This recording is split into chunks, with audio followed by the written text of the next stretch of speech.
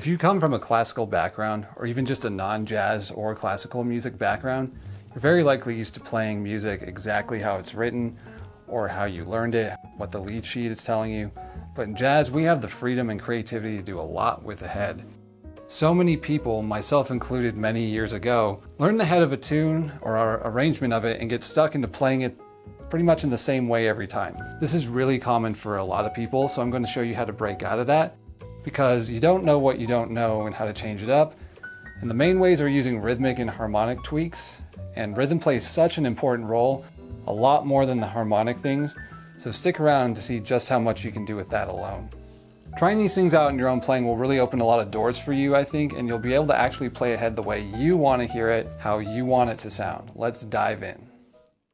So let's take the tune Days of Wine and Roses as our example. And a lot of people play this in a pretty basic way. They get stuck on the lead sheet or the changes that are on the lead sheet, and they don't really know how to put in passing chords, and there's half-step planing approaches, half-step approaches, and diatonic movement between the chords that you can add in that will give a lot more interest. But more importantly, there's so much you can do rhythmically to make it swing, especially if it's like a medium swing tune like this. A lot of people might play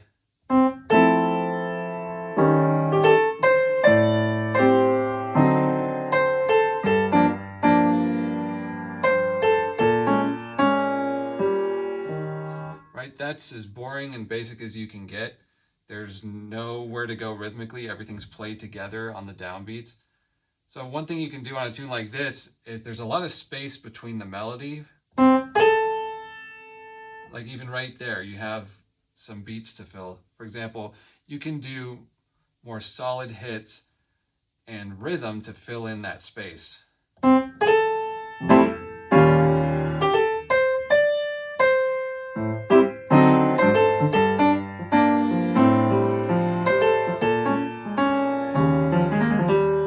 And you can do little things to fill in. And even just that, you can break up your voicings. So what I do there is just taking this voicing, but breaking it up like this.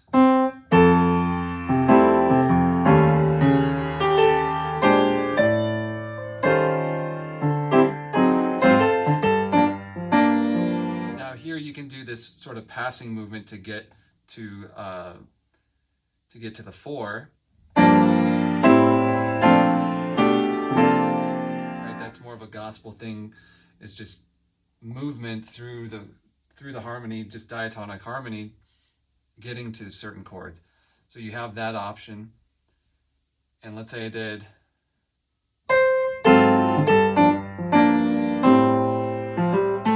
right, you can do little things in the bass, little counter lines.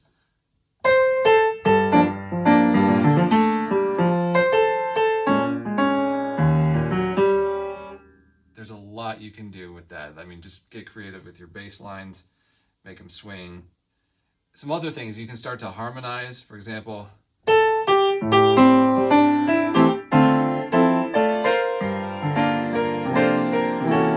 right, you can do some drop two.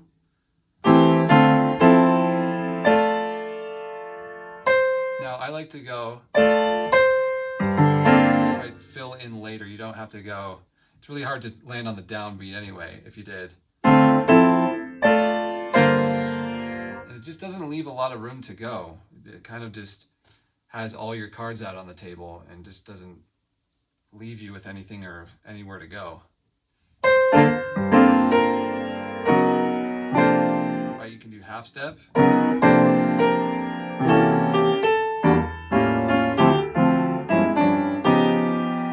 Right, you got tritone subs.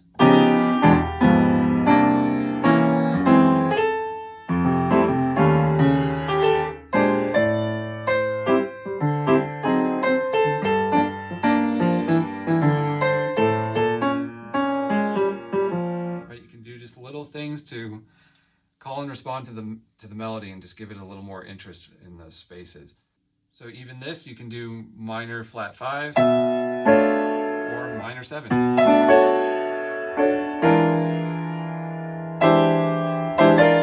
Use your upper structure triads.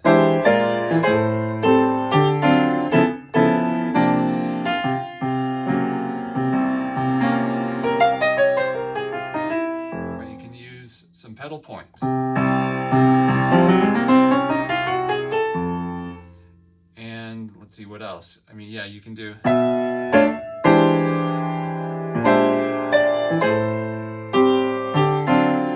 Here I did a tritone sub of, instead of G minor,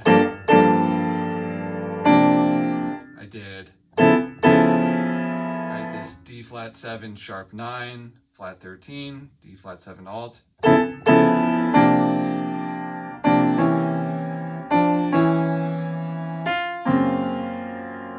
You can even just do the classic half step above before you start getting into it, or you're ending like that. But just mess around with certain sections of the tune and think, what can I do rhythmically here? How can I break up my chords?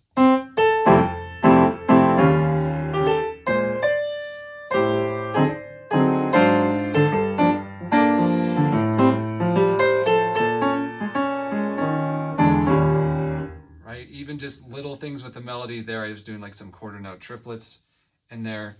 I mean, you just have to try things. And that's where the improvisation comes from. It doesn't come from radically reharmonizing or thinking you have to reinvent the wheel every time you play a tune's head. A lot of it just comes from tiny little things. And over time, these will compound.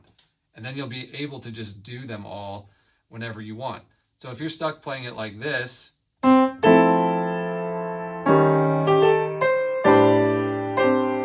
like everything together, try like, breaking it up, or even just wider voicings. You can do the comping,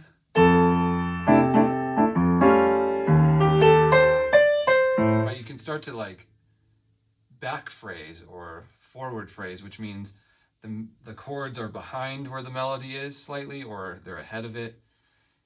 That can sound a little chaotic if you don't do it right. It's hard to do. So even this is like a harmonization thing. You can go. You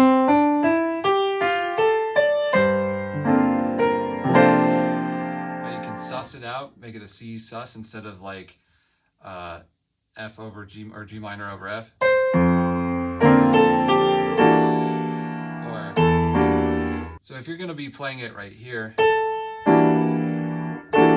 it's better to break that up instead of going.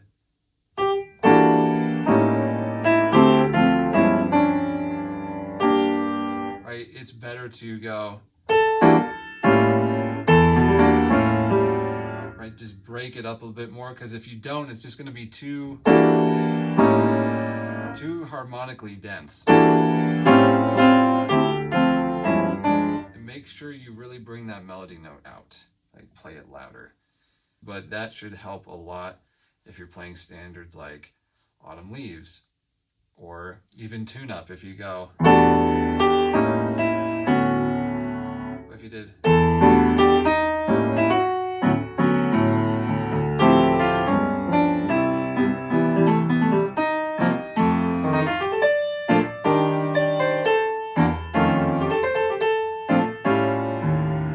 Right? You have a lot of the same kind of concepts where you can fill in rhythmically between the melody. And you don't really need to do more than that. You know, it's just better than going. So there you go. That should help on a lot of tunes and standards or medium swing to medium tempo or medium up tunes.